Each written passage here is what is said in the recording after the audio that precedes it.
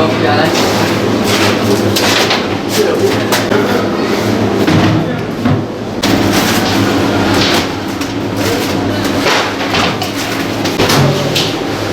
Evet Murat abi.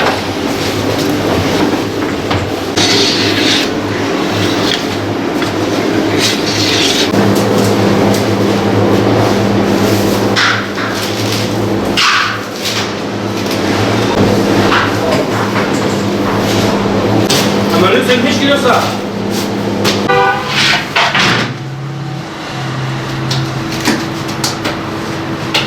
Dışarı 45 derece hava sıcaklığı şartlarında çalışıyoruz. İçerisi fırın önü 100 dereceyi buluyor bazen. Fırının içi 300 derece sıcaktır. Bu şartlarda çalışıyoruz ve ister istemez değişimli oluyor. Ben ve kardeşlerim kendimizi değiştiriyoruz. Vallahi bayağı zorlanıyoruz ama rızkımız için mecburuz çalışmaya, yani çalışmak zorundayız. Terliyoruz, günde en az 15 litre su içiyoruz. Üstümüzü en az 5-6 defa günde değiştiriyoruz. Terlediğimiz için bazen soğuk suyla duş alıyoruz hatta. İster istemez insan zorlanıyor. Yaz ayları zaten yaz daha yeni başladı. 2-3 ay yaz var, yani bu yaz süreci zorlanıyor insan ister istemez. Zor meslektir, yani kolay meslek değildir. Ne pazarı var, ne tatili var, ne sosyal hayat var. Yani zor mesleklerden bir tanesidir. Hani halka hizmet ediyoruz, işte ekmek çıkartıyoruz, üretiyoruz, çalışıyoruz. Ne zaman iş bizi bıraksa o zamana kadar devam edeceğiz.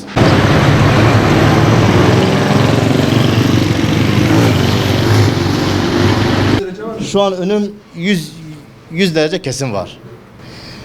Sürekli bol bol su tükettiğimize rağmen bol bol terliyoruz da. Vallahi saymamışız bilmiyoruz ama 2'de 1 içiyoruz. Sürekli bu suyu her 2'de 1 eleman değiştiriyoruz, getiriyoruz, içiyoruz yani. Odur. Ya o zorlaması zaten yazın bambaşka zordur. Ekstradan eleman sıkıntısı da var. Kimse çalışmıyor. O sıcak olduğunca millet kaçıyor artık. Fırından yani millet geliyor ekmek alıyor, içeriye girmiyor, dışarıdan istiyor. Vallahi mecburuz yani, o kadar mecbur değil ama yine meslek budur yani ya. Meslek bu olduğu için mesleğimize devam ediyoruz. Her şeye rağmen ibadetimizi asla kısaltmıyoruz. Sürekli ibadetimizle beraber işimizi de yapıyoruz.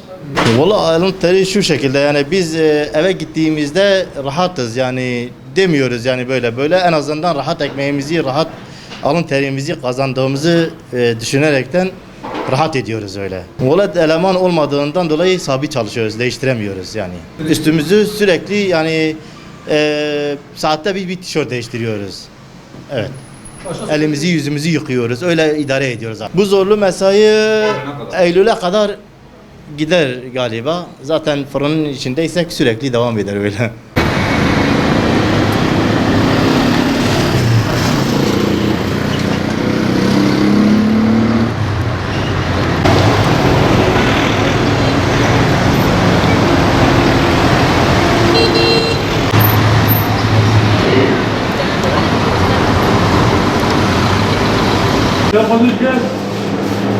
على فتك يا رجل نجمع نعمتهم